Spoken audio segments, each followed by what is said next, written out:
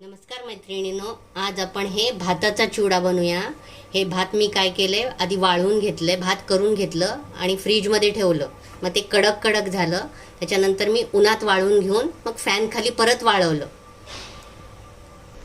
हे बघा, हे आता मी हे भात कसं असं मोकळं मोकळं तांदळासारखं झालं हे, आणि ह्याला तळून घेणार आहे मी। तुम्ही करून बघा, खूप छान रेसिपी होती ही, अगदी चिवड्यासारखं लागतं। उन्हाळ्यात खूप छान टेस्टी। तेल आहे, मी गरम करायला ठेवलं आहे, ह्याला तळून घ्यायचं। त्यानंतर त्यामध्ये हे सगळं तळून, हे दाणे आहेत, हे डाळवं, कोथिंबीर, चाट मसाला, मीठ, हळद, तिखट, पिठी साखर, लिंबू आणि कांदे असं टाकायचं तेलात। हे बघा, छान पोह्यासारखं फुलतं हे, पांढरं पांढरं चांगलं फुलू द्यायचं। हे बघा असं, आणि ह्या चाळणीत काढून घ्यायचं।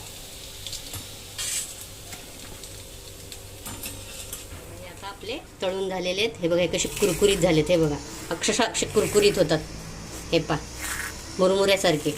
आणि आता आपण दाणे वगैरे तळून घेऊ। हे बघा, हे दाणे आहेत, तळून घेऊ। त्याच तेलात तळून घ्यायचं, थोडंसं लालसर होईपर्यंत थोडं तळून घ्यायचं आणि त्या चिवड्यावरती टाकायचं। हे बघा, हे डाळवं आहे, हे पण थोडंसं तळून घेऊ।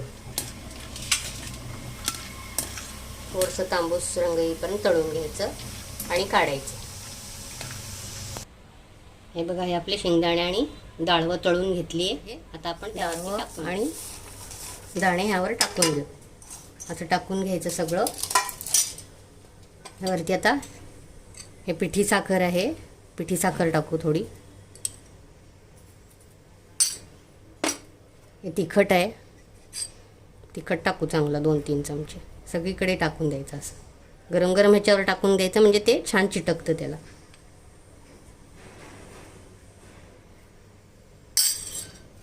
2 टेबलस्पून घेतले मी चांगलं भरून।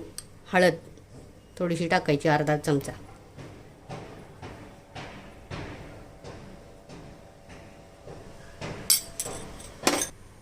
हे बघा, मीठ चवीनुसार मीठ टाकून घ्यायचं।